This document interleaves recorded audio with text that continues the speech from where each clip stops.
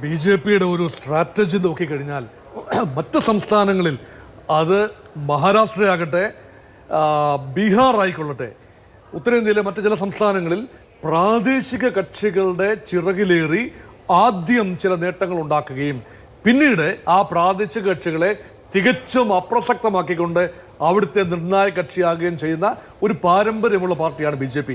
ഇത് മഹാരാഷ്ട്രയിൽ നമ്മൾ കണ്ടതാണ്. ശിവസേനയായിരുന്നു അവിടുത്തെ പ്രധാനപ്പെട്ട പ്രാദേശിക കക്ഷി. ശിവസേനയുടെ ജൂനിയർ പാർട്ണറായിട്ട് വന്നുകൊണ്ട് ശിവസേനയ്ക്ക് മുഖ്യമന്ത്രി പദം ഓഫർ ചെയ്തുകൊണ്ട് ഏറെക്കാലം രാമനായി ശിവസേന നിൽക്കുമ്പോൾ ലക്ഷ്മണനായി ഒതുങ്ങാനായിരുന്നു ബി.ജെ.പിയുടെ താല്പര്യം. ഇത് തന്നെയാണ് ബീഹാറിലും ആദ്യം സംഭവിച്ചത്.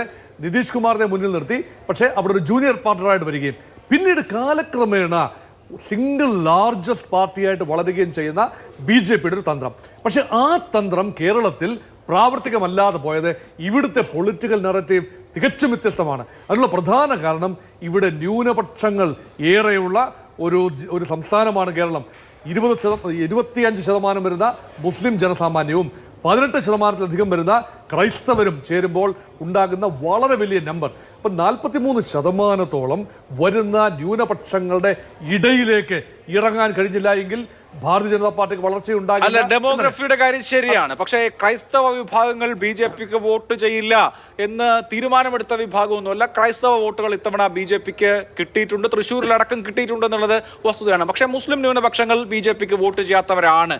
അവിടെ കൃത്യമായ ഒരു ഫിക്സഡ് ഡെപ്പോസിറ്റ് പോലെ മുസ്ലിം വോട്ട് ബാങ്ക് യു.ഡി.എഫിന് അടിയുറച്ചു നിൽക്കുകയും ആ വോട്ട് ബാങ്കിനെ ലക്ഷ്യം വെച്ച് LDF നീങ്ങുകയും ആ സ്ട്രാറ്റജി ബാക്ക്ഫയർ ചെയ്യുകയും ചെയ്യുന്നതും നമ്മൾ കാണുന്നുണ്ട്. അതെ അതെ ഇതൊരു വളരെ സങ്കീർണമായ ഒരു സിറ്റുവേഷൻ ആണ്.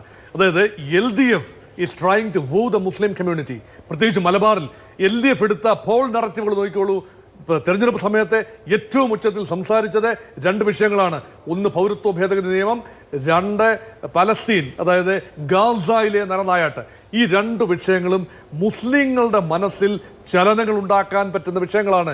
സ്വാഭാവികമായി മുസ്ലിം വോട്ടുകൾ ഇല്ലാതെ ഇനിയുള്ള കാലത്ത് മുന്നോട്ട് പോകാനാവില്ല എന്ന ഒരു സാമാന്യ ബോധം ഇടതുപക്ഷത്തിൻ്റെ നേതൃത്വത്തിനുണ്ട്.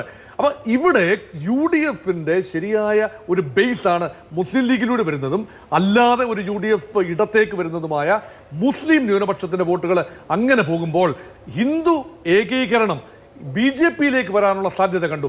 ഇതുകൊണ്ടാണ് കോൺഗ്രസ് മുക്ത കേരളം എന്ന് ഒരുപക്ഷെ ഇടതുപക്ഷം ആഗ്രഹിച്ചതും കോൺഗ്രസ് മുക്ത ഭാരതം എന്ന് ബി.ജെ.പി ആഗ്രഹിച്ചതും കേരളത്തിൽ വരുമ്പോൾ കൺവേർജ് ചെയ്യുകയാണ്.